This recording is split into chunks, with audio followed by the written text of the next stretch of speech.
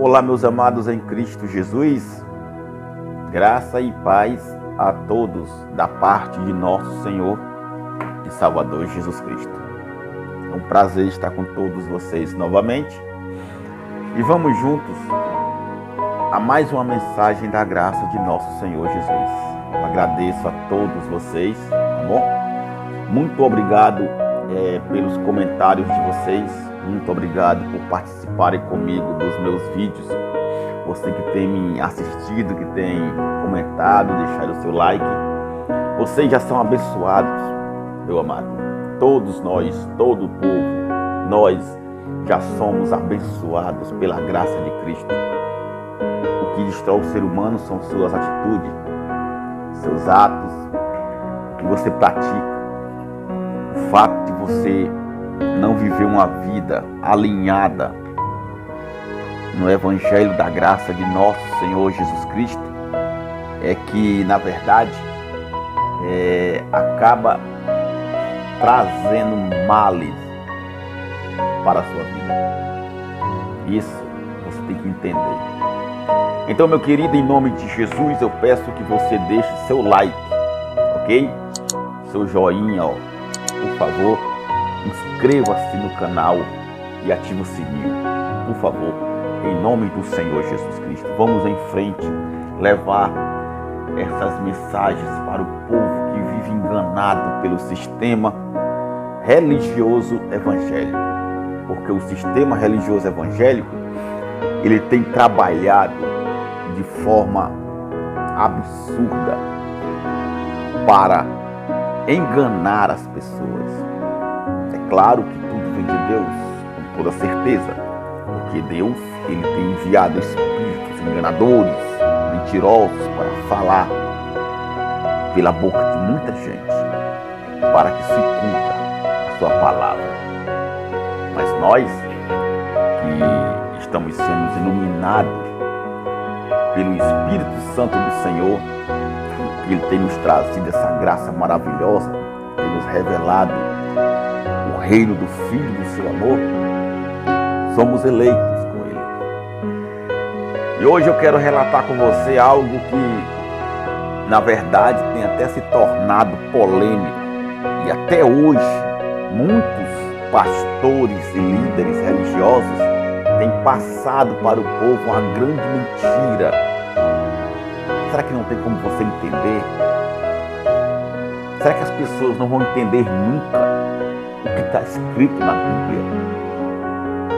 Meus amados, muitos pastores aí, muitos líderes estão aí nas rádios, televisão, internet, nas suas igrejas, nos seus templos, passando para o povo mentiras, enganando as pessoas, colocando medo nas pessoas, porque eles não respeitam a Bíblia.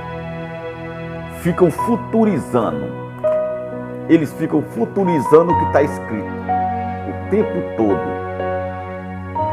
Será que dá para você me entender? Eles ficam futurizando. Futurizar a Bíblia é algo muito complicado e absurdo. Por quê? Porque não se conta a história do futuro. A Bíblia tem várias histórias de pessoas que já morreram há milhares de anos. Você não lê um livro de alguém que escreveu a sua biografia, o seu livro, contando a sua vida no futuro. Normalmente, todos os livros que você lê contam histórias do passado, do que aconteceu na sua vida. Você pode pegar qualquer livro de alguém, de algum autor, de algum ator, ou um livro de um político, de um médico, de um artista, de um cantor. Você vai ver que o livro vai falar de quê? Vai falar do futuro dele? Vai falar como vai ser a vida dele daqui a 20 anos? Não vai falar da vida dele. Vai falar do passado, da história que ele viveu. Toda a história é contada o que viveu e não o que vai viver, porque ninguém é adivinhador. Ninguém adivinha o futuro. Por mais que muitos estejam aí com o espírito de pitonisa tentando adivinhar as coisas, mas isso não tem coerência com a verdade do Espírito Santo. Então, meus amados, a Bíblia ela é toda história. E toda a história que está na Bíblia foi lá no passado. Se você ler a história de Abraão, foi quando? No passado. Leu a história de José, também no passado. Leu a história de Noé, lá no passado. De Josué, de Moisés, de Abraão, de Elias, de Davi, de Salomão, de Jesus de Nazaré, dos apóstolos. Onde está essa história? Lá no passado. Você nunca vai ler um livro contando o futuro de uma pessoa. Não. Você vai contar a história do que aconteceu. Dos seus relatos, das suas atitudes, da sua vida passada. Então você pega a Bíblia e lê a história de fulano e quer porque quer que aquele fulano venha viver hoje. Que aquela história se repita hoje. Se você pega um livro e vai ler a história de Dom Pedro I, que deu um brado da independência num rio aí, você pode ler essa história e dizer que amanhã ou no ano que vem, Dom Pedro I vai dar um brado da independência? Não pode dizer isso. Por quê? Porque já aconteceu. O livro conta a história dele que aconteceu no passado. Assim também é a Bíblia. Você lê a Bíblia que Abraão pegou seu filho e levou no Monte Moriá para o sacrificar. Porém, Deus não permitiu que ele sacrificasse. Era só uma prova. Você pode dizer que hoje ou amanhã Abraão vai sacrificar o seu filho? Ou que você também tem que sacrificar? Não. Por quê? Porque isso não tem coerência. Isso acaba se tornando um absurdo. Mas, infelizmente, as pessoas hoje não têm respeitado a Bíblia. O que tem na Bíblia para nós, que somos gentios, é o Evangelho da graça de Cristo. Foi o que ele deixou para nós, nas suas palavras, algumas palavras dele em Jerusalém, e através do apóstolo Paulo nas suas epístolas. É aí que nós então passamos a entender o que é que nós temos com Deus e o que é que Deus tem conosco hoje. É esse evangelho. É por isso que o apóstolo Paulo, lá em Gálatas, no capítulo 1, ele diz que se alguém, ou nós mesmos, ou até um anjo, vier do céu e pregar outro evangelho, que seja além do que nós temos pregado, seja maldito, seja amaldiçoado. Foi exatamente por isso que Paulo falou isso. Se alguém prega outro evangelho, que não é o evangelho da sã doutrina da graça de Cristo, seja amaldiçoado. E se você analisar bem, a maioria dos evangélicos tem sido amaldiçoado hoje. Porque tem pregado outro evangelho. Não, mas está na Bíblia, exatamente. Mas é outro evangelho. Você prega a lei de Moisés, é outro evangelho. Você prega o judaísmo, é outro evangelho. Você prega Abraão, Davi, José. Você quer que o povo faça o que fez esses homens hoje? É outro evangelho. Então estão sendo malditos. O evangelho de Cristo é o que o Paulo fala nas suas cartas para nós. E é algumas palavras. Não podemos dizer que o que Paulo está falando tudo vem diretamente para nós. Não. A Bíblia está aí para isso. Para você olhar, ler, analisar e entender a grandeza do nosso Deus Pai, como Ele foi no passado, com os homens da fé, com os profetas e com os apóstolos, e como Ele pode ser conosco hoje. E hoje o nosso ministério com Cristo é espiritual. Se o nosso ministério é espiritual, não faz sentido querermos ter comunhão e levar a Cristo as coisas materiais. Mas nós vemos hoje são igrejas com coisas materiais, como era na lei de Moisés. A lei de Moisés, ela era representada, a antiga aliança começou a ser representada com coisas materiais. Quando Deus passa para Moisés os desenhos lá do céu, para ele fazer na terra. como o tabernáculo, né? Aquelas tendas do tabernáculo onde crucificava, onde ficava uma arca da aliança. Ele passou para Moisés o desenho da arca, do candelabro, dos cartiçais, das vestes sacerdotais. Ele passou o desenho de tudo para Moisés. E Moisés, usando coisas materiais da terra, então começou a fazê-los. E foi fazendo e foi criado dentro do tabernáculo, dentro do Santo dos Santos que tinha no passado, coisas da terra. O cajado, tudo era da terra, tudo era material, que com o tempo acabava se destruindo. Com o passar dos anos, aquilo ali ia se deteriorando e era necessário que se fizessem outros. Por quê? Porque era material, era da terra. É tanto que Paulo fala que eram sombras do que é real hoje. Hoje, o santuário de Deus somos nós. Nós somos o santuário do Altíssimo. E Cristo, como sumo sacerdote, entrou uma vez por toda neste santuário que somos nós. E fez um sacrifício perfeito, único, para que não mais fosse repetido hoje. Mas aí você veja que muitas religiões hoje continuam no antigo pacto, na antiga aliança que não existe mais.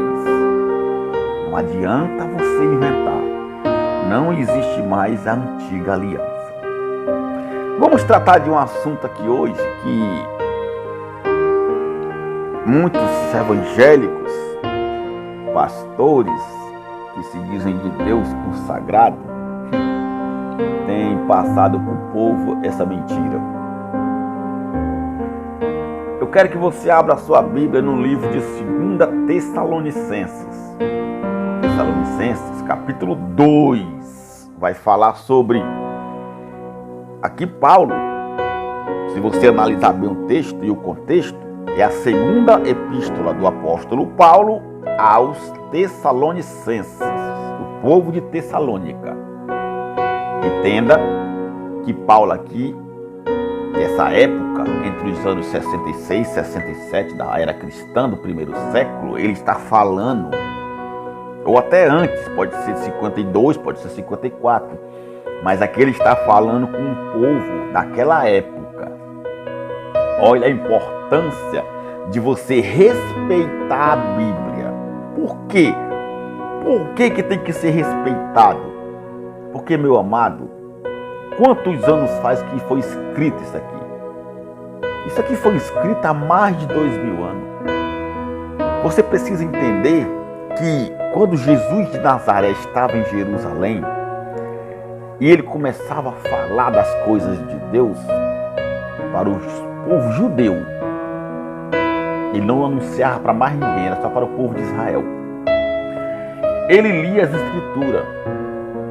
Quando ele entrava numa sinagoga, porque naquela época tinha muitas sinagogas, lugares secretos, lugares preparados para o povo ali ouvir as mensagens. Entenda, não existia essa Bíblia que você tem hoje. Essa Bíblia que você tem hoje, ela foi reescrita. E ela foi toda originária aqui dos nossos séculos. E não do século de Cristo. Porque primeiro que na época de Cristo só existia os escritos, as escrituras em pergaminhos, que eram como a Bíblia ortodoxa dos judeus. Só tinha os 5 livros pentateucos de Moisés, certo? Tinham os livros de Tobias, os livros de Enoque, tinha os livros de Macabeus, mas não tinha esses livros que tem aqui hoje, nessa Bíblia. Jesus não falava dessa Bíblia, entenda isso. Por isso que vocês são confundidos e acabam não entendendo o que está escrito aqui. Quando Jesus falava de diabo, de Satanás ou de demônios, como por exemplo ele fala sobre o rico e Lázaro e o endemoniado gadareno, e ele fala de outras coisas, ali ele está usando a Bíblia ortodoxa, as escrituras da época. Não tinha Mateus, Marcos, Lucas, João e esses livros aqui como Apocalipse e os livros de Paulo aqui, as epístolas dos apóstolos. Não tinha, porque tudo isso aqui só veio a existir e a ser escrito depois da morte de Cristo. Você precisa entender isso. Jesus não usava essa Bíblia porque ela não existia. Existia os escritos em papiro, em argila, em metal. Entenda isso. Então você não pode querer trazer para hoje o que aconteceu há mais de 2000 anos atrás, porque Jesus falava com eles. Não havia outra região povoada a não ser aquela. Eu espero que você entenda. Então, Jesus falava desses livros que não tem nessa Bíblia, mas tem na Bíblia de Jerusalém. Na Bíblia dos judeus tem tudo. É por isso que você não entende, por isso que seus pastores que são formados acabam enganando as pessoas, porque eles passam só essa Bíblia católica aqui, essa Bíblia que os católicos reescreveram, essa Bíblia que Martinho Lutero, que era católico também, ele traduziu, e João Ferreira de Almeida, que também era um padre português, também traduziu e originou para o Brasil em português. Porém, com a mesma intenção de sempre, maligno, e trazendo a lei de Moisés e colocando o que ele pensou. Não seja enganado. Pesquise, estude, procure saber das coisas, para que sua mente possa clarear, porque estamos na graça de Cristo. Hoje estamos na graça de Cristo, e essa graça, essa nova aliança, ela passou a ter vigor, a valer, a existir eternamente do ano 70, do primeiro século para cá, com a queda do templo em Jerusalém. E olha que tudo que está escrito aqui é com linguagem de figuras. Você não pode ler de uma forma literal que você vai confundir a sua mente.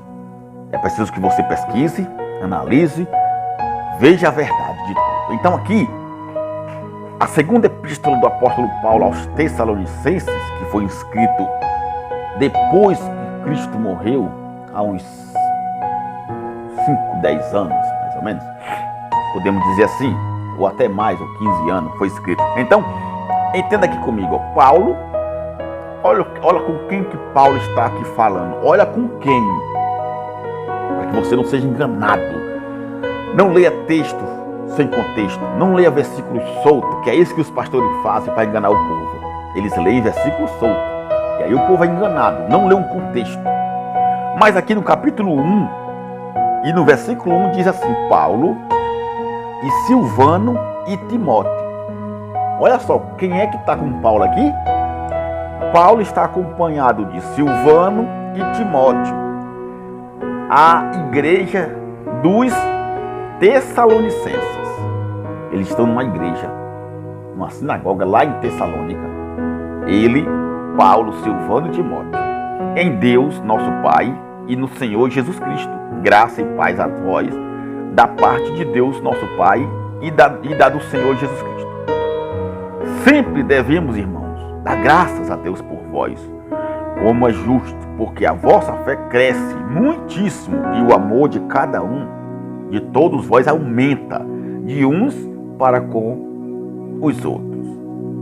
Então, ele vai passar aqui, antes de chegar no capítulo 2, que eu vou ler para você, ele começa a passar as instruções, as coisas que vão acontecer e o que pode vir mais na frente para aquele povo. Se você ler todo o contexto, você vai entender. Então, vamos ver aqui, Quando ele fala aqui assim, olha só, versículo 4, no capítulo 1. De maneira que nós mesmos nos gloriamos de vós nas igrejas de Deus por causa da vossa paciência e fé, e em todas as vossas perseguições e aflições que suportais, prova clara do justo juízo de Deus. Olha só, prova clara do justo juízo de Deus, para que sejais havidos por dignos do reino de Deus, pelo qual também padeceis. Se de fato é justo diante de Deus que dê em paga tribulação aos que vos atribulam, e a vós que sois atribulados, descanso conosco. Descanso conosco. Quando se manifestar o Senhor Jesus desde o céu, com os anjos do seu poder, com labareda de fogo, tomando vingança dos que não conhecem a Deus e dos que não obedecem ao Evangelho de nosso Senhor Jesus Cristo, os quais por castigo padecerão eternamente. Padecerão eterna perdição, longe da face do Senhor e da glória do seu poder. Quando vier para ser glorificado dos seus santos e para se fazer admirável naquele dia em todos os que creem, porquanto o nosso testemunho foi crido entre vós. Por isso também rogamos sempre por vós, para que o nosso Deus vos faça dignos da sua vocação e cumpra todos os desejos da sua bondade e a obra da fé com poder, para que o nome de nosso Senhor Jesus Cristo seja em vós glorificado e vós nele, segundo a graça de nosso Deus e do Senhor Jesus Cristo. Muito bem, ele chega aqui com Silvano e Timóteo na igreja dos Tessalonicenses e aí passa tudo isso aqui. Começa a elogiar, começa a falar para eles sobre as tribulações, certo? Entenda, Paulo está falando com eles naquela época. Se você pesquisar, você vai saber qual era a época. No capítulo 2, ele vai dizer assim, ó: ora, irmãos, rogamo-vos pela vinda de nosso Senhor Jesus Cristo e pela nossa reunião com Ele, que não vos movais facilmente do vosso entendimento e nem vos perturbeis, quer por espíritos, quer por palavra, quer por epístola, como de nós, como se o dia de Cristo estivesse já perto. Ele está aqui orientando o povo de Tessalônica. Presta atenção. Não fala com você, não. A carta aqui não está direcionada ao Brasil. Você pode analisar isso. É para os Tessalonicenses. Você viu aqui no início. Você não pode dizer que está falando com você. Não pode ser isso. Se ele está dizendo aqui, porque a vinda do Senhor, como se o dia de Cristo estivesse já perto. Porque muitos, naquela época, como Jesus já havia dito para os judeus, para os discípulos, que viriam muitos em nome dele e enganariam a muitos. E vinham muitos naquela época, muitos falando: eu sou o Cristo, Jesus não vai voltar. Ah, Jesus vai vir amanhã. Ano que vem Jesus está vindo. Ah, não sei o que. Isso ia enganando o povo. Como hoje, muitas pessoas são enganadas ao verem evangélicos, crentes, pastores, todos os anos dizendo que Jesus está voltando. É a volta de Jesus. Jesus está vindo. Acontece uma desgraça, é a volta de Jesus. Acontece uma desgraça, é a volta de Jesus. Morreu 100 pessoas, é a volta de Jesus. Caiu um avião, é a volta de Jesus. Um prédio desabou, é a volta de Jesus. E toda praga no mundo, doenças que vem, o povo começa a dizer que é o quê? A volta de Jesus. Já voltou? E os anos se passaram. Séculos se passaram. E nunca viram isso. E nem nunca vão ver, porque ele já voltou. Pare de ser enganado. Ele vai dizer mais aqui, ó: ninguém, versículo 3 do capítulo 2 de Tessalonicenses, ó: ninguém de maneira alguma vos engane. Ninguém de maneira alguma vos engane. Engane eles lá. Porque não será assim. sem que antes venha a apostasia e se manifeste o homem do pecado, filho da perdição, da iniquidade. Quem é esse filho da perdição, da iniquidade que iria se manifestar? Vamos lá.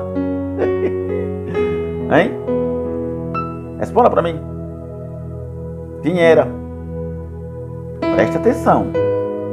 Aprenda a ler a Bíblia para você não ficar confundido. Preste atenção. A apostasia é quando você nega a fé, quando você deixa de crer. Naquela época, muitos já estavam deixando de crer. Muitos iriam negar a fé em Jesus. Iriam voltar à lei de Moisés. Muitos iriam começar a praticar a lei de Moisés de novo. Muitos iriam abandonar a fé em Cristo por não suportarem a pressão dos judeus. Por quê? Porque os fariseus, os saduceus, os sacerdotes do templo que ainda estavam de pé, pressionavam o povo e levavam-os até Herodes para serem castigados e mortos na arena. E eles acabavam negando. Por isso que ele fala aqui: antes que nada disso, ninguém vos engane, porque não será assim sem que antes venha a apostasia e se manifeste o homem da iniquidade, do pecado, da perdição. Quem era esse homem? Vamos lá. O qual se opõe e se levanta contra tudo o que se chama Deus, ou se adora, de sorte que se assentará como Deus no templo de Deus, querendo parecer Deus. Eu pergunto para você: tem templo ainda em Jerusalém? Responda para mim. Lá em Jerusalém tem templo? O templo caiu ou não caiu? Caiu. Aqui Paulo fala para eles que virá esse homem que quer ser como Deus e se levantará contra tudo que se chama Deus e se sentará no trono no templo como se fosse o próprio Deus. Se você buscar as histórias, e até no livro de Daniel, o profeta Daniel, no capítulo 9 e no capítulo 10, você veja que fala lá que durante algumas semanas o príncipe Tito, filho do imperador Vespasiano, e ele irado como uma besta feroz, ele faz uma união de paz com as nações vizinhas para invadir Jerusalém. Se você ler os livros de Flávio Joséfo, ele diz lá que esse general Tito, filho do imperador Vespasiano, como uma besta feroz, ele entra no templo em Jerusalém e mata os sacerdotes e muitas pessoas, muitos judeus que estavam lá dentro se refugiando, e se senta no trono. Ele se assenta no trono de Deus como se fosse o próprio Deus, porque naquela época reis, príncipes e imperadores tinham uma mania de querer ser Deus. Você pode ver até hoje nas histórias de filmes aí, pelos cineastas, que eles se julgam imortais, como se não morressem. Todo poderoso na terra quer ser Deus, quer ser dono de tudo. Então, quando você ouve falar disso aqui na Bíblia, não se admire e nem seja enganado por esses homens de hoje. Por quê? Porque esse homem da iniquidade aqui não é anticristo, coisa nenhuma que esses pastores falam. É o anticristo. Vai ter que vir a apostasia, irmão. Muitos dizem que nessa pandemia vai se levantar o anticristo. Meu amado, será que você não entendeu ainda? Você não entendeu o que está escrito na Bíblia ainda? Pelo amor de Cristo. Os anticristos já estão no mundo há muito tempo. Já dizia o apóstolo João. Porque muitos anticristos têm se levantado no mundo.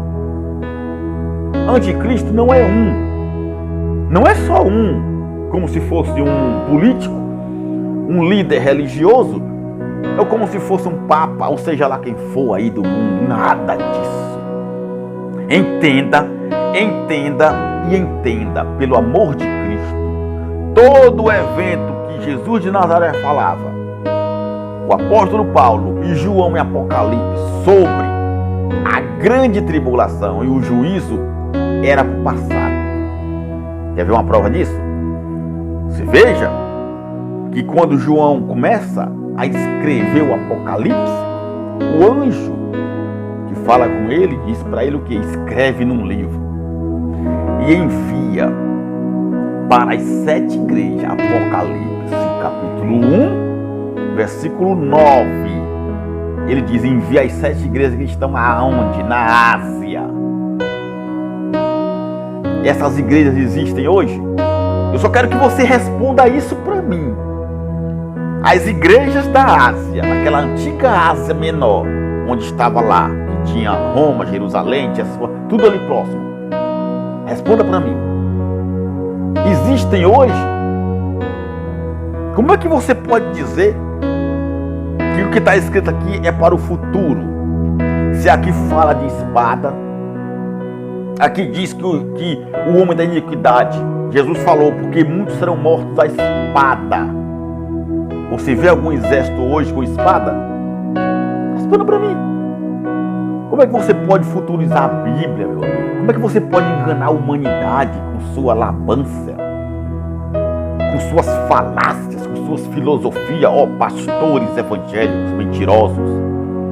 Vocês são pastores evangélicos mentirosos, que não tem coerência, que não respeita a Bíblia. Jesus falou que a lei e os profetas duraram até João Batista.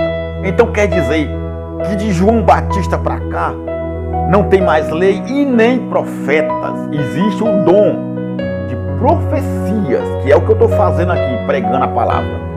É um dom de profecia.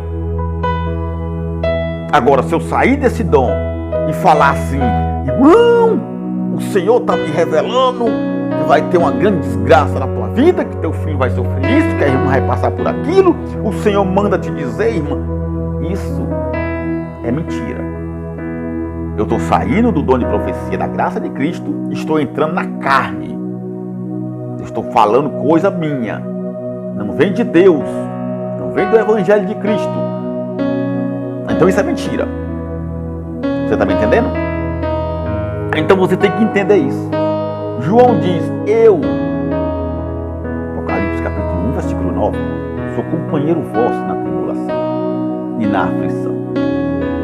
Eu, João, vi. Eu, João, estava na ilha de Patmos. Existe hoje? Responda para mim. João está vivo hoje? Para que tudo isso venha acontecer? O templo está de pé? Apocalipse capítulo 11, o anjo manda, Jesus manda. João mediu o templo de Jerusalém. Vai lá, mede o templo em Jerusalém e o altar, onde o povo adora. Tem templo em Jerusalém para que João venha medir ainda? Não, mas eu ouvi falar que vão reerguer o 3º templo. Pode reerguer até o 4º. E esse templo que está em São Paulo aí é uma grande mentira. Não tem nada a ver com Cristo. Todo o evento é para Jerusalém, ou não é? Leia toda a Bíblia. Veja de Isaías até Malaquias o que era profetizado, a destruição, as aflições. Leia Jesus Cristo falando aqui em Mateus 24, em Lucas 21, para quem era, onde era o evento, onde iria acontecer o evento da grande tribulação. Você acredita que vai ter outra tribulação? Porque Jesus fala bem claro que nunca houve e nem nunca mais haverá aflição como essa. Você chama Jesus de mentiroso, meu amado. Você chama Jesus de mentiroso. Você não respeita a Bíblia. Você não respeita o tempo da Bíblia. Isso aqui é história. Aqui não está contando o futuro. Você não lê um livro de história de uma pessoa contando a história do futuro dele. O livro do Rei Pelé do futebol. Você acha que ele escreveu o livro contando o futuro como ele seria agora na aposentadoria, como ele seria agora daqui a 10 anos, não. Conta a história dele do passado, dos gols que ele fez, dos títulos que ele conquistou, dos troféus. Conta a biografia dele. Qualquer autor que escreve um livro vai escrever o quê? O futuro dele? Não. Escreve o passado. Escreve a história da vida dele, que passou. Porque o futuro, ele ainda vai viver. Não tem como escrever. Assim também é a Bíblia. Quando João escreve o Apocalipse, ele não está escrevendo Apocalipse para o futuro dos séculos que nós vivemos hoje, porque isso não tem coerência, porque se fosse escrita para o futuro, então teria que celular, televisão, aviões, trens. Você vê na Bíblia algum profeta falando pelo celular com o povo? Não vê, né? Muito bem. Você vê algum apóstolo aqui andando de avião? De carro zero? Responda para mim. O apóstolo Paulo pregava na televisão? Ele fala aqui que no futuro muitos irão passar por... Não fala nisso. Tudo isso aqui era para aquela época. João escreveu o Apocalipse no meio da tribulação, porque entre os anos 66 até o ano 70, o povo de Israel passou por essa grande tribulação. Começou com Nero. Nero, enfurecido, toca fogo na sua cidade, ele coloca a culpa nos cristãos e passa a massacrá-los. Depois ele morre em 68, depois que colocar João na ilha de Pátimo, e vem o reinado do imperador Flávio Vespasiano, com seu filho general Tito. E eles dão continuidade à perseguição, à desgraça. E aí vão tramar a destruição de Jerusalém. Por ganância, por poder, como uma besta feroz, destruindo os judeus. Para se cumprir o que Jesus estava falando. Então, meu amado, aqui não é futuro. Aqui não fala de Brasil. Você não acha aqui nenhuma mensagem para os anos que estamos vivendo. Porque senão, teria aqui o que tem hoje. Quanto mais o tempo passa, quanto mais os anos avançam, mais a tecnologia aumenta. Aqui fala de mortes, de espada, de fome, de guerra. Aqui fala do templo em Jerusalém. As igrejas da Ásia. Como é que você pode dizer que é para hoje? Responda para mim. Não tem como. Não tem como. Ninguém de maneira alguma vos engane. Versículo 3 do capítulo 2 de 2 Tessalonicenses. Porque não será assim, sem que antes venha a apostasia e se manifeste o homem da iniquidade, o filho da perdição, o qual se opõe e se levanta contra tudo que se chama Deus ou se adora, de sorte que se assentará como Deus no templo de Deus, querendo parecer Deus. Ele diz aqui: eu não vos lembrais de que estas coisas vos dizia quando ainda estava convosco? Responda para mim, Paulo estava com você? Quando ele fala aqui nós, ele está o quê? Ele está se colocando junto. Quando João fala, eu sou vosso companheiro, ele está junto. Se nós aqui fosse para hoje, isso quer dizer então que Paulo estaria vivo hoje para sofrer conosco tudo isso, para passar por isso, tudo isso, não é verdade? Tem como? Há mais de 2000 anos atrás, Paulo ainda está vivo e João? Não tem como. Então não é para hoje. Ele se coloca aqui, ó. Lembrai-vos destas coisas quando eu vos dizia, quando ainda eu estava convosco. Olha só como ele não está falando com você. Ele fala aqui quando ele estava com eles. Convosco aqui não é com nós, é com aquele povo daquela época, porque isso aqui não foi escrito ontem. E agora vós sabeis que o que eu detenho, para que a seu próprio tempo seja manifestado, porque já o ministério da injustiça opera. Somente há um que agora o retém, até que do meu seja tirado. E então será revelado o iníquo, a quem o Senhor desfará pelo espírito da sua boca e aniquilará pelo esplendor da sua vinda. A esse cuja vinda é segundo a eficácia de Satanás, com todo o poder e sinais e prodígios de mentira, e com todo o engano da injustiça, para os que perecem, porque não receberam o amor da verdade para se salvarem.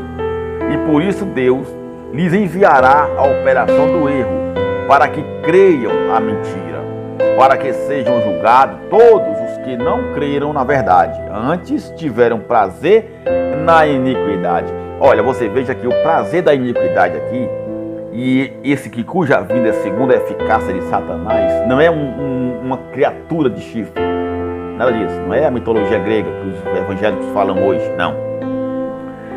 Satanás quer dizer adversário, opositor. É um exemplo, não é nome próprio, não é nome de ninguém nem de criatura, é um exemplo. Entendeu como é que é? É aquele que é colocado como um exemplo. Você dá um exemplo de uma coisa, fulano parece com isso.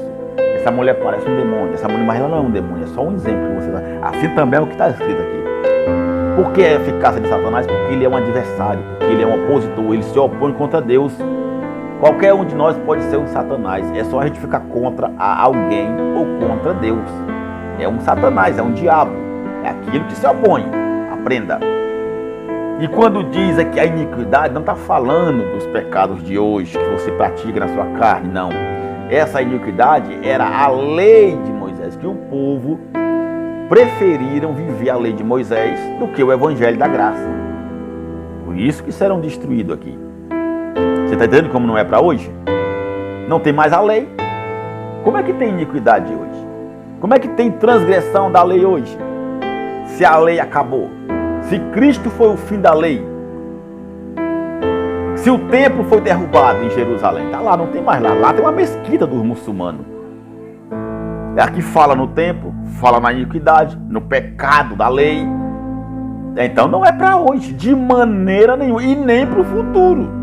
Porque quanto mais se avança para o futuro, mais a tecnologia aumenta. E mais a Bíblia fica para trás, as histórias. Não o evangelho da graça. Jesus falou, passarão os céus e a terra, mas as minhas palavras não passarão. As palavras de Jesus não passam. Quais são as palavras de Jesus? Que ele mesmo disse que aquele que ouve as minhas palavras e as pratica é semelhante a um homem prudente que edificou a sua casa sobre a rocha. Que palavras são essas de Jesus? Não é a Bíblia. Entenda. As palavras de Jesus, o Evangelho de Cristo, não é a Bíblia por toda. Não é toda a Bíblia em si. Não é tudo que está escrito aqui que você tem que crer, que guardar, que observar e que viver, não. Você tem que respeitar isso aqui. As palavras de Jesus foram o seguinte, ó, eu vos deixo um novo mandamento. Amai uns aos outros, assim como eu vos amei. Obedeçam a isso, obedeçam aquilo. Vivam a fé. Eu vim para que tenham vida e a tenham em abundância. Ele nos justificou. Somos justificados na sua morte, no seu sacrifício. Romanos 6 fala que ele nos batizou na sua morte. O nosso velho homem ficou na cruz. Que hoje somos eleitos, somos filhos. Que hoje somos santos, purificados, uma igreja purificada pelo seu sangue. Que hoje não há mais condenação. Essas são as palavras de Cristo, que nós temos que guardar e viver. Não o que diz o Antigo Testamento, a lei de Moisés. Uma coisa é você obedecer a palavra de Deus, é você viver as palavras de Jesus e praticar. E outra coisa é você viver a lei de Moisés e praticar a lei de Moisés que Cristo destruiu. Entendeu agora? A maioria das igrejas evangélicas vive a lei de Moisés e o judaísmo. Eles obedecem a lei de Moisés. Por que a lei de Moisés? Porque tudo que está no Antigo Testamento é da lei.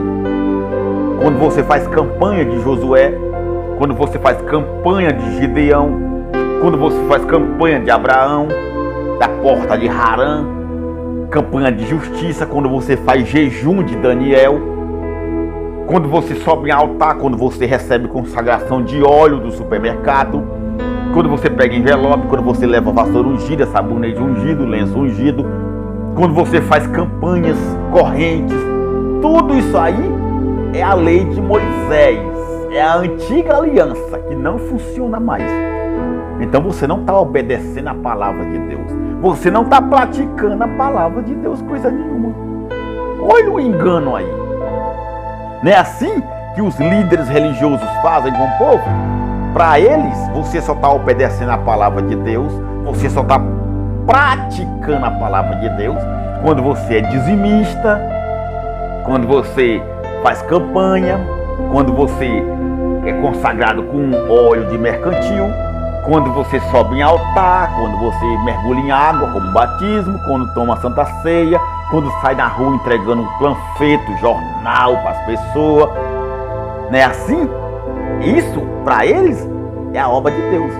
Para eles isso é obedecer a palavra de Deus, mas não é. Não se engane.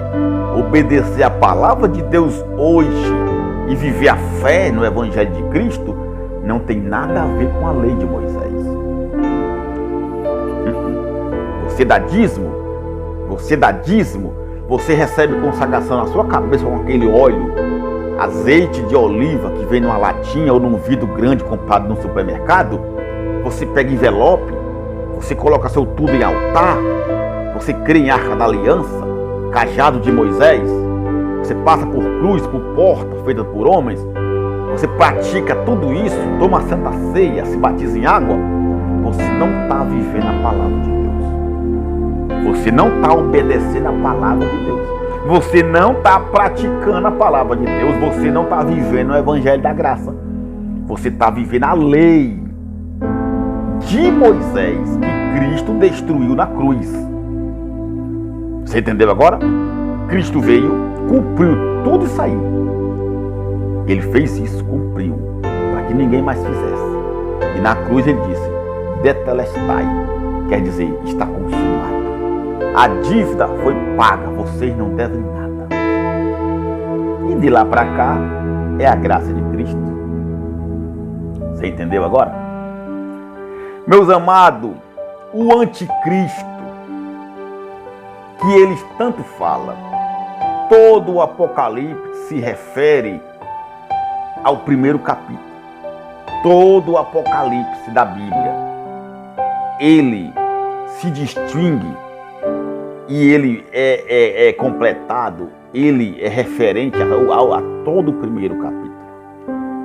Tudo que está no Apocalipse, você pode ver para quem era, para que época era. Pode ver, só era para aquele lugar. Não tem nada de hoje. Você não vê nenhuma mensagem do Apocalipse falando de bombas. Você vê? No Apocalipse fala sobre bombas, tanques de guerra. Fala? Não fala. Fala sobre presidentes, celulares, aviões, helicópteros. Não fala. Não, só coisa do antiguidade, só coisa do passado.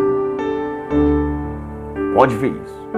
Apocalipse capítulo 13. Vamos lá. O que fala Apocalipse capítulo 13? O que é? Deixa eu ver aqui. O que fala Apocalipse capítulo 13? Fala sobre uma besta que sobe do mar. Olha só.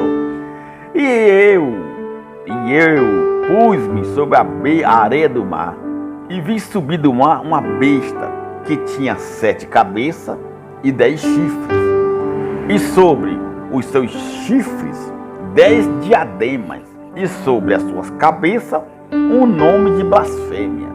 Tudo isso aqui é linguagem de figura dos judeus, isso aqui, ó. Você não vai entender nunca. João, judeu, pregava para os judeus, então ele faz tudo isso aqui, ele escreve tudo isso como uma linguagem de figura. Entendeu? Olha só. E a besta que vi era semelhante ao leopardo, e os seus pés como os de urso. Você já viu um leopardo com pé de urso? Veja como não faz sentido. E a sua boca como a boca do leão. E o dragão deu-lhe o seu poder e o seu trono e grande poder, e grande poderio. E olha só, quando fala disso aqui, está falando dos reis da época, dos imperadores. O dragão aqui é representado Herodes. O leopardo, com esses 10 chifres aqui, 7 cabeças, está representando exatamente os imperadores passados, reis, como de Babilônia, como Tiro, como o príncipe da Pérsia, como os imperadores, desde o primeiro imperador em Roma até o imperador Vespasiano, que eram 8 imperadores. 8 imperadores existiram. 5 já tinham caído, e um viria, o 6º, e o 7º existiria, e até chegar no 8º, que seria Tito, depois do seu pai Vespasiano. Você entendeu? Entenda isso. Não tem nada a ver para hoje. Não é presidente de hoje, não é Trump, não é Barack Obama, não é Bolsonaro, não é ninguém daqui. Aqui é diferente, é Brasil. Aqui fala de um evento em Jerusalém, naquela época. Como é que você pode ser para hoje, meu amado? Entendeu? E aqui o dragão deu seu poder, Herodes deu poder para Vespasiano. Vespasiano faz a moeda com sua imagem, com a imagem de uma judia, e manda todo mundo usar aquela moeda. Somente podia comprar com a moeda dele, naquela época. E viu uma das suas cabeças como ferida de morte, e a sua chaga mortal foi curada, e toda a terra se maravilhou após a besta. E adoraram o dragão que deu à besta o seu poder, e adoraram a besta, dizendo: quem é semelhante à besta? Quem poderá batalhar contra ela? E foi-lhe dada uma boca para proferir grandes coisas e blasfêmias, e deu-se-lhes poder para agir por 42 meses. 42 meses, equivalente a 3 anos e meio. Quer dizer, era exatamente entre os anos 67, 68, 69 e 70, com a queda do tempo. Está aqui. Entenda. Linguagem de figura. E no 17? Vamos ver o que diz aqui no 17. Apocalipse. Capítulo 17. O que é que vai dizer aqui, ó? Diz assim, aqui, olha só, ele vai falar aqui da queda de Babilônia. Eles dizem que Babilônia é Roma. Os 7 montes é onde está Roma, ali montado. Meu amigo, pelo amor de Cristo. Tudo isso aqui é do passado. Tudo aqui é do passado, não tem nada a ver com hoje. Entenda isso. Se fosse assim, aqui falaria no futuro. Que nos séculos que vêm, não fala assim. É preciso que você seja inteligente. Aqui não fala dos séculos futuros, que com os aviões e os helicópteros, os tanques de guerra, o povo iria sofrer. O povo seria morto com gás lacrimogêneo. O povo seria sacrificado em fogueiras, em fornalhas feitas pelo homem. O povo seria transportado de navio. O povo seria... Não fala disso. Tudo aqui é do local, da época local. Está falando daquela época, daquele século. Só tinha espadas, lanças, flechas, tochas de fogo. O templo em Jerusalém estava de pé. A lei de Moisés ainda vigorava. E todos aqui que adoraram a besta, que era o imperador Vespasiano, o imperador Nero, Tito, são aqueles que seguiam a lei de Moisés. Os fariseus, os judeus que não aceitavam Jesus. Porque Herodes deu a ele o poder. E ele entra em Jerusalém como uma besta feroz e mata muitos, milhares queimados ao fio da espada, como Jesus falou. O que diz aqui? Vamos lá. Apocalipse 17. Ó. A besta que vi, no versículo 8. Ó. A besta que viste foi e já não é. E há de subir do abismo, irá à perdição. E os que habitam na terra, cujos nomes não estão escritos no livro da vida, desde a fundação do mundo, se admirarão vendo a besta que era e já não é, ainda que é. Aqui, o sentido que tem sabedoria, aqui é o sentido que tem sabedoria. As 7 cabeças são 7 montes, sobre os quais a mulher está sentada. Olha só. E são também 7 reis. Aqui está falando de reis ou de presidentes? Ou de poderes políticos? Ou de líder religioso? Aqui está falando de reis. Se está falando de reis, então não é presidente. Não, mas o rei é a mesma coisa. Não, senhor. São 7 reis, 7 imperadores da época que reinavam em Roma. 5 já caíram. 5, preste atenção. 5 já caíram. Quem eram os 5? Se você procurar na história, você vai ver desde o primeiro imperador que vem passando, que teve Júlio César, que teve Júlio César, teve Nero, teve muitos outros que eu não estou lembrado o nome aqui, mas foram 5 imperadores que vinham reinando sobre aquela região. Quando fala aqui que 5 já caíram, 5 já tinham morrido. 5. O último aqui que tinha morrido foi Nero. Nero em 68. Era o 5º imperador que tinha morrido, era Nero. E vai dizer aqui, ó. E um já é. Quem era o 1? Quem era esse, o 6º, que estava lá reinando nessa época aqui com João, que João fala? Era Vespasiano. Presta atenção. E o outro ainda não é vindo.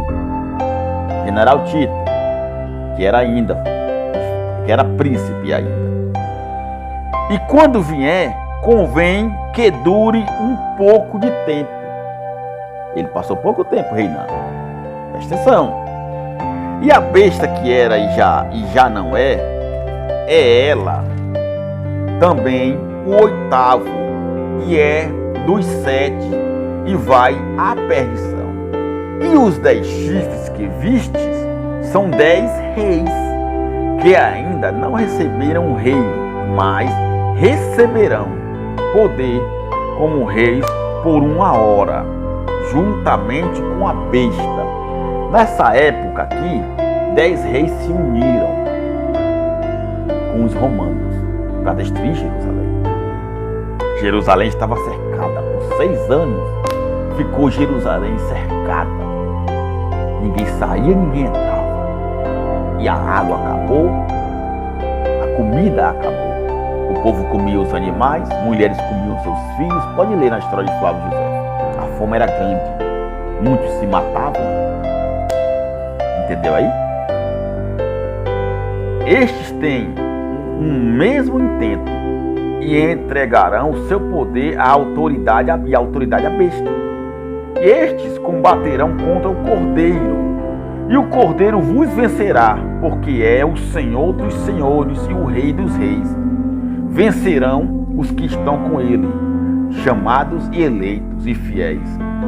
Entendeu agora? Você está entendendo aqui o que é isso aqui? Como é que pode ser para hoje? O Cordeiro ainda existe? Não, o Cordeiro já foi. João falou: eis aí o Cordeiro de Deus que tira o pecado do mundo. Jesus hoje não é mais o Cordeiro, ele é o Cristo ressuscitado. Ele já foi crucificado, ele já ofereceu o seu sacrifício. Não vai mais. Jesus não vai mais ser crucificado. Já foi. Viva hoje essa graça de Cristo e deixa o passado de lado. Não se engane. Você não pode viver de engano e nem de mentira. Você está me entendendo? Eu espero que você esteja me entendendo. Por quê?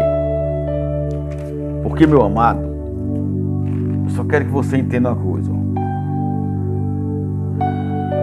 Quando fala aqui, presta atenção. Capítulo 13 e no versículo 11 vai falar olha só, do número da besta, que muitos hoje, pastores, líderes evangélicos, dizem o que é o número da besta, que é um chip na mão, que é o código de barras, né? Que tem esse código de barras aqui, ó, você tá vendo?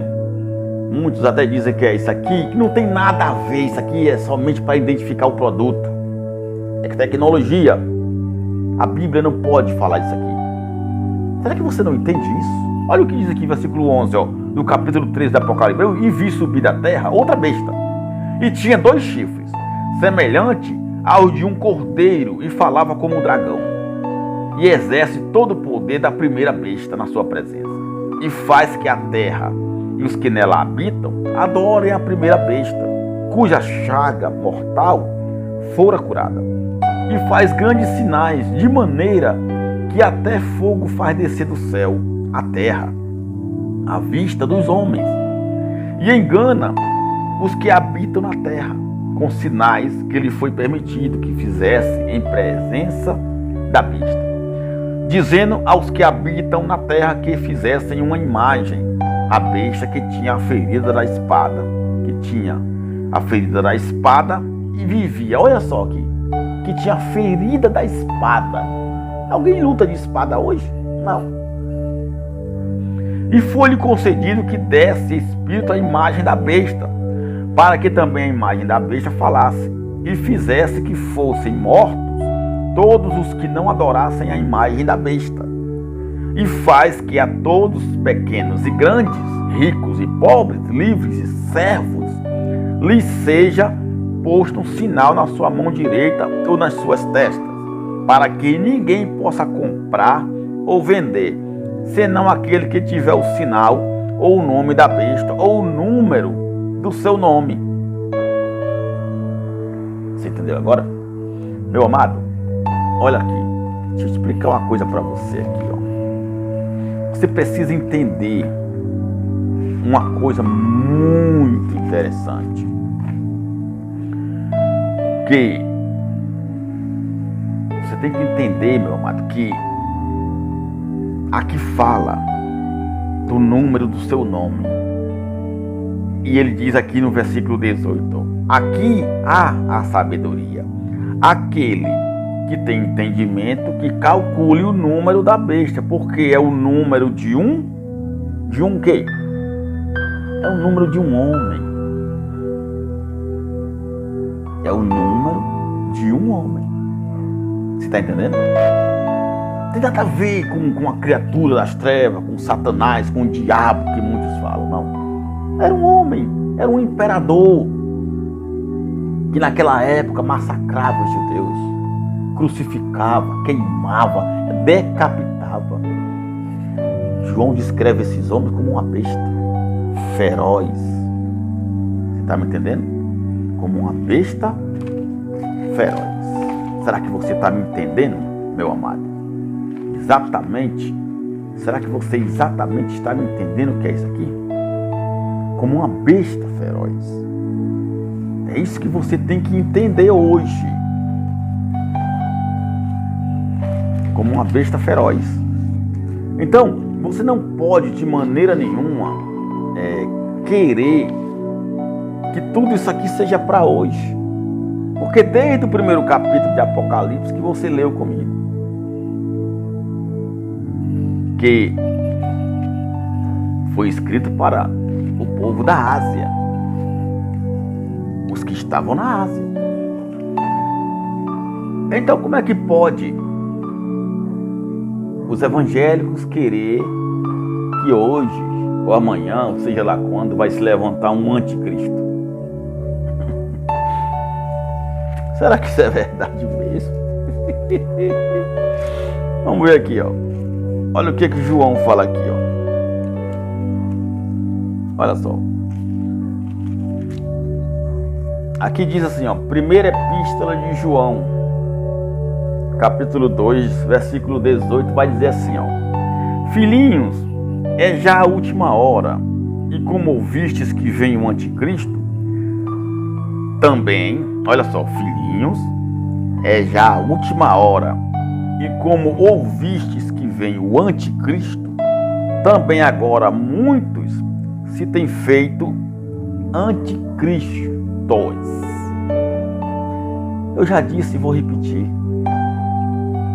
Anticristo não é criatura, não é um poder político, não é um líder religioso, não é o presidente dos Estados Unidos, não é um político que vai se levantar na pandemia aqui do coronavírus, não é nada disso. Primeiro que aqui não é futuro, aqui é presente. Quando João fala isso aqui, como fala em Apocalipse, ele está participando. Se diz que ele está participando, então como é que pode ser para o futuro? Ele está vivo até hoje para que aconteça? Ou ele vai continuar vivo daqui a 20, 30 anos para que aconteça o que vocês falam? Não, já aconteceu. Ele fala aqui, ó, filhinhos, é já a última hora. Se é a última hora, que última hora é essa? É a hora de hoje? É a hora daquela época, 68, 69. Estava próximo o juízo de Deus sobre Jerusalém. E como ouviste que veio o anticristo, também agora muitos se têm feito anticristos. Por quê? Porque a palavra anti quer dizer aquilo que é contra. Não tem um anticoncepcional, que é contra a gravidez? Não tem um antibiótico, que é contra as doenças? Não tem um antiterrorista, que é contra os terroristas? Assim também é um anticristo. É todo aquele que é contra Cristo. Você é um anticristo, pastor evangélico. Você, líder religioso, que prega a lei de Moisés, que nega Jesus, que despreza o sacrifício da cruz, você é um anticristo. Todos nesse mundo que vive o judaísmo, que prega a lei de Moisés, que não prega o evangelho da graça de Cristo, são anticristos no mundo. João já disse, primeira epístola de João, capítulo 2, versículo 18, filhinhos, é já a última hora, e como ouvistes que vem o anticristo, também agora muitos se têm feito anticristo, por onde conhecemos que é já a última hora. E saíram de nós, mas não eram de nós, porque se fossem de nós, ficariam conosco. Você entendeu agora? Mas isto é para que se manifestasse que não são todos de nós. Entendeu agora? Já havia naquela época. Já havia. Ele está falando aqui, ó. Já é a última hora. E ouviste que vem o anticristo. Também agora muitos se tem feito. Muito também agora. Esse agora que ele está falando é hoje? Não é hoje. Pelo amor de Deus, respeite a Bíblia. Respeite o que está escrito, pelo amor de Cristo. Isso aqui foi escrito há milhares de anos atrás, meu. Isso aqui foi escrito no primeiro século. Não foi escrito agora, não foi escrito ontem por uma editora gráfica, não. Foi escrito há mais de 2000 anos. Entre os anos 67 e 68. E aí? Responda para mim. Como é que você diz que é para hoje? Ele aqui já fala que já tinha naquela época. Já tinha. Olha só. Há mais de 2000 anos. Há mais de 20 séculos para trás que já tem anticristos. E hoje é que tem mesmo. Hoje, ó, o mundo está assim de anticristos. As religiões aí. Essas religiões que pregam a lei de Moisés. Fazendo campanhas. Esse cão guloso aí. Que fez esse templo de Salomão em São Paulo. Você pode ver, é um verdadeiro anticristo em pessoa mesmo. É um anticristo, ele, os seus seguidores, os seus pastores, todos. Os outros aí que é semelhante a ele, todos que têm essas grandiosíssimas igrejas, esses grandiosíssimos templos milionários, a igreja católica, todos são anticristos. Porque não pregam Cristo ressuscitado. Não pregam o evangelho da graça. Pregam a lei de Moisés. O judaísmo, são anticristos. Na época aqui de João, os anticristos eram esses. Quem eram os anticristos aqui na época de João? Todos aqueles que praticavam a lei de Moisés, como os fariseus, os saduceus, muitos judeus. Entendeu agora? E hoje, os anticristos também são esses. Responda para mim se não é uma blasfêmia. Se vestem de judeus, usam quipá, túnica, vestes sacerdotais, de levitas, adoram a Arca da Aliança. Responda para mim. São ou não são anticristos? São anticristos. Esses pastores aí que fazem programa falando que o anticristo agora vai se levantar, vocês vão ver agora o anticristo. Não, ele mesmo é um anticristo. Ele mesmo. Tudo que é contra é um anti. Tudo que é contra é anti. Ou não é? O significado da palavra anticristo não é uma coisa sobrenatural, não é uma criatura, não é um político, não é um doutor, não é nada disso. É todos. Eu já fui o anticristo quando eu era contra Cristo. Quando eu vivia a lei. No sistema religioso evangélico eu era um anticristo. E muitos são anticristos hoje, que obedecem a esses homens. Vivendo a lei de Moisés são anticristos, porque a lei de Moisés não existe mais. Cristo foi o fim da lei. Então são anticristos. Os evangélicos têm vivido há muitos anos uma ficção entre a mitologia grega e a história dos anjos trazida dos judeus. No livro de Enoque, que não tem na tua Bíblia, né? Foi tirado, mas Enoque fala tudo sobre os anjos caídos, os anjos que vieram, que eram mensageiros, sentinelas a serviço de Deus, que traziam mensagem para o povo da terra na época da lei.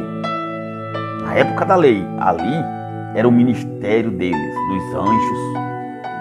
Você veja que lá em 1º capítulo de Hebreus fala que Deus antigamente falava pelos profetas e pelos anjos. Hoje, Ele nos tem falado pelo Filho. Não tem mais anjo hoje. Anjo hoje não ministra nada. Porque anjo quer dizer mensageiro. Não tem mais profeta hoje. Não tem mais lei hoje. O ministério hoje é o ministério do Espírito. É o próprio Deus dentro de nós. É o Espírito Santo que ministra. É Jesus Cristo ressuscitado que ministra hoje. Quando você vê um crente falar, irmão, o Senhor vai enviar um anjo na tua casa. Mentira. Perdão, irmãos. Mentira.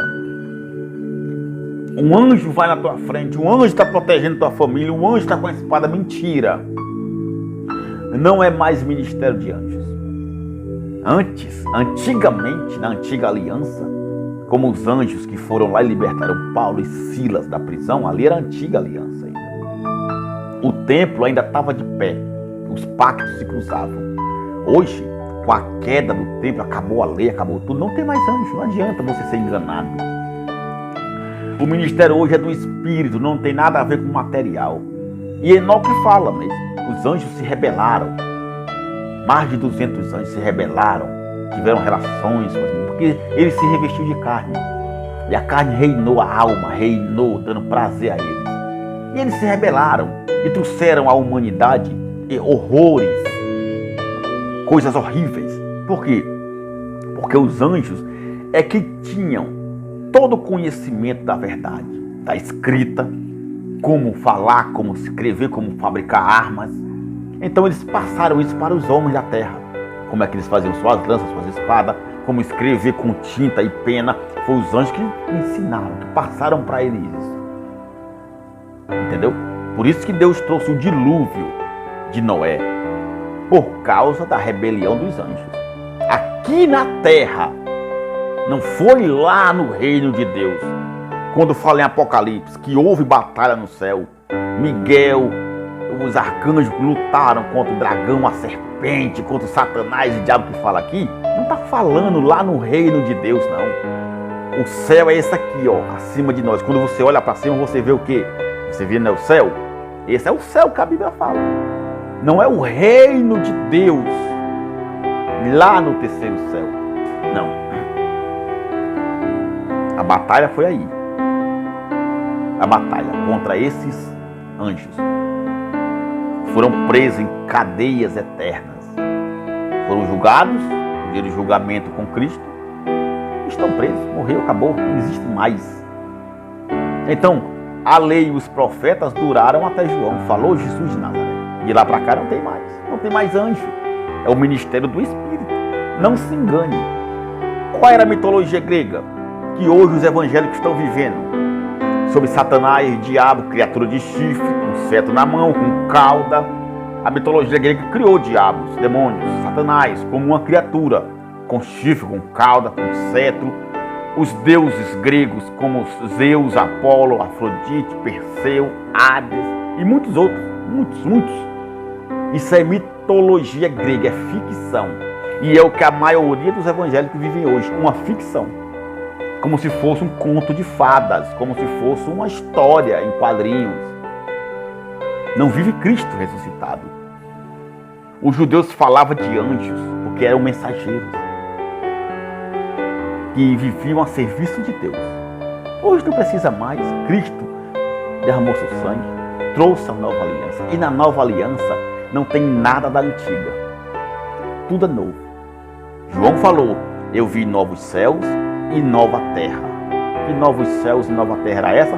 Era a nova aliança no sangue de Cristo que estava dando o seu início. Entendeu? Depois do julgamento de Cristo lá em Jerusalém, no ano 70, João viu a nova Jerusalém que descia do céu. O que era essa nova Jerusalém? Era a nova aliança de Cristo, o ministério do Espírito. Entende agora? E hoje nós vivemos nele, livres de toda a condenação. Não tem mais juízo, não tem mais tribulação, porque não tem mais lei. A lei era que dava força à transgressão e ao pecado quando o povo não obedecia. Não tem mais lei. Que transgressão você tem? Responda para mim. Você vai fazer o que de errado? O que você pratica de errado está destruindo você mesmo. Nada a ver com Deus. É coisa sua. É coisa sua. Está errando? Está fazendo coisa que não presta? Está sofrendo? A culpa é tua. Pare de praticar o que está fazendo de errado, que você terá uma nova vida. Ou não é assim? É assim mesmo. Então, nenhuma história é contada para o futuro. Nenhuma história. Veja bem, toda a Bíblia conta histórias passadas. Se fosse para o futuro, o povo, né, que tem hoje, o povo, por ser o povo que tem hoje, né? Se fosse para o futuro, os profetas falavam com o povo por celular, mas a Bíblia não fala de avião. A Bíblia não fala de avião, fala não. A Bíblia fala de celular. A Bíblia fala de TV, televisores, computadores, trem, helicóptero, tanques. A Bíblia fala de metralhadora, de pistola. Você vê isso aqui na Bíblia? Não vê, né? Então não é o futuro. Então não é para o futuro. O Apocalipse aqui, que João escreveu, você vê ele falando de celular, de computadores, de metralhadora, de fuzil, de dinamite, de bombas. Não vê, né? Então não é para hoje. Infelizmente, não é para hoje. Fala de generais, de coronéis, de capitães, fala da marinha, do exército, da aeronáutica, não fala. Não fala, é tudo para aquela época. Histórias. Você nunca leu um livro da história de alguém que conte o futuro dele, só conta o passado dele. Aqui da Bíblia do mesmo jeito. As histórias dos homens da fé, dos apóstolos, dos profetas, dos patriarcas, só é contado o que eles viveu. Não tem como contar os seus futuros, porque não tem como você adivinhar o futuro. Como hoje, qualquer um que escreveu um livro hoje sobre a sua vida, você acha que ele vai escrever o futuro dele daqui a 10 anos? Não, porque ele não sabe o que vai acontecer. Ele vai escrever o seu passado, o que ele viveu. Entendeu agora? Então não se pode futurizar a Bíblia. Estamos tendo uma experiência carnal e não espiritual. Na graça de Cristo é assim. Não se tem experiência espiritual. Ninguém morre espiritualmente, porque espírito não morre. Você morre carnalmente. quando Ananias e Safira mentiram para o Espírito Santo, por que eles morreram na carne? Foi na carne ali, por causa da lei de Moisés, que ainda vigorava. Eles morreram na carne, mas o espírito deles subiu para Deus. Você entendeu agora? Eles morreram na carne, mas o espírito ali ficou com Deus esperando o julgamento, o juízo no ano 70. Ninguém morre espiritualmente, é mentira. A morte é carnal. A morte é carnal. Se alguém não está bem, se alguém... porque saiu da igreja, porque não faz voto, não faz campanha, não faz... Morreu, isso mentira. Ele não morreu espiritualmente. Infelizmente, a pessoa está saindo da lei. Deixou de praticar isso aí, saiu da lei. Está na graça. E a graça é do Espírito. A graça é do Espírito. Você pode ver isso lá em Hebreus capítulo 2. Certo? Você pode ver isso em Hebreus capítulo 2. Que falam. Quer ver só? Hebreus capítulo 2, versículo 14. Ó. E visto como os filhos participam, olha só, da carne e do sangue. E visto como os filhos. Que filhos são esses? O Espírito que está dentro de nós. Ó. E visto como os filhos participam da carne e do sangue, também ele participou das mesmas coisas, para que pela morte aniquilasse o que tinha o império da morte, isto é, o diabo. Cristo aniquilou o diabo na cruz. Como é que hoje os pastores estão lutando contra o diabo? Como é que hoje os pastores dizem para você que você tem que lutar contra o diabo? O diabo está na tua vida, o diabo está na tua família. Não tem diabo coisa nenhuma. Diabo é tudo aquilo que é contra a pessoa. Não tem diabo como espírito, nem como uma criatura. Entenda isso. É só um nome dado àquilo que se opõe, àquilo que se torna adversário, inimigo da pessoa. É dado esse nome de Satanás e diabo. Jesus destruiu isso na cruz. E o que era contra o ser humano? A lei de Moisés. Por isso que ele fala aqui no diabo. Era a lei que era contra, que matava o povo, que condenava o povo. O ministério da letra, que matava e condenava. Ele pôs fim aqui, ó, aniquilou o império da morte, que era o diabo. Ele, Jesus, veio e teve uma experiência carnal em Jesus de Nazaré, aquele judeu lá, filho de Davi, que fala.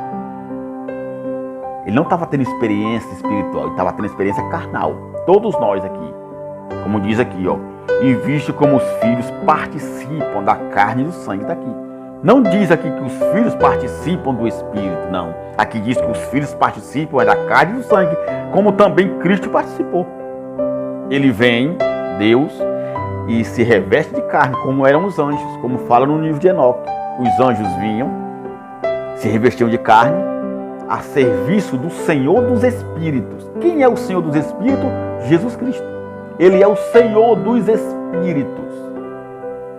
Fala no livro de Enoque que Deus colocou na terra milhares de espíritos. Quando uma criança está sendo gerada no ventre da mãe, quando ela nasce, ela recebe um espírito que Deus coloca. Aquele espírito é de Deus. A alma, a carne dela vai crescer, vai crescer, vai crescer. Ela vai viver os seus prazeres, seu gosto. Se ela for uma eleita para viver com Cristo eternamente, ela vai obedecer a sua graça. Se não for, ela vai sofrer, vai morrer e acabou. E o espírito volta para Deus. Só isso. Assim é a graça de Cristo. Jesus destruiu na cruz as obras do diabo. Jesus destruiu na cruz as obras do diabo. Entendeu? Mas infelizmente os evangélicos hoje estão edificando o que Cristo destruiu na cruz. Você entendeu agora? Estão edificando, ó. Você pode ver isso aqui, ó. Quem pratica o pecado é do diabo. Primeira epístola de João, capítulo 3, versículo 8. Ó. Porque o diabo peca desde o princípio. Para isso, o Filho de Deus se manifestou para destruir as obras do diabo. Que diabo é esse aqui que João fala? É a criatura de chifre que os evangélicos inventaram aí, da mitologia grega? Não. O diabo aqui é Adão, porque Adão foi homicida desde o princípio. Dele veio o pecado para o mundo. Dele todos os homens pecaram. Você pode ver isso na Bíblia. Todos pecaram. Por um só homem entrou o pecado e a morte no mundo. Entendeu? E Cristo também veio por um só homem, trouxe a vida. Ele aqui aniquilou, ele destruiu. Quem pratica o pecado é do diabo, porque o diabo peca desde o princípio. Para isto se manifestou o Filho de Deus, para destruir as obras do diabo. Está aqui. Cristo na cruz destruiu. Quais eram as obras do diabo? Que as obras de Adão. Qual era? As obras de Adão aqui, meu amado, é a lei de Moisés, que trazia o pecado para o povo. Com a lei, estava vivo o pecado. Sem a lei, está morto o pecado. Então, meus amados, entenda isso. Cristo destruiu na cruz a lei e os evangélicos estão edificando aquilo que Cristo destruiu. Tudo que é espiritual não tem nada a ver com as coisas materiais. Tudo que é do homem é material e fica na terra. Eu quero que você entenda isso. Meus amados em Cristo, eu me despeço de todos vocês e agradeço por esse momento com todos vocês. Muito obrigado por tudo. E eu digo mais uma vez, vocês já são abençoados de Cristo Jesus. Nessa graça maravilhosa. Tá bom? Fica aqui o meu abraço e até a próxima.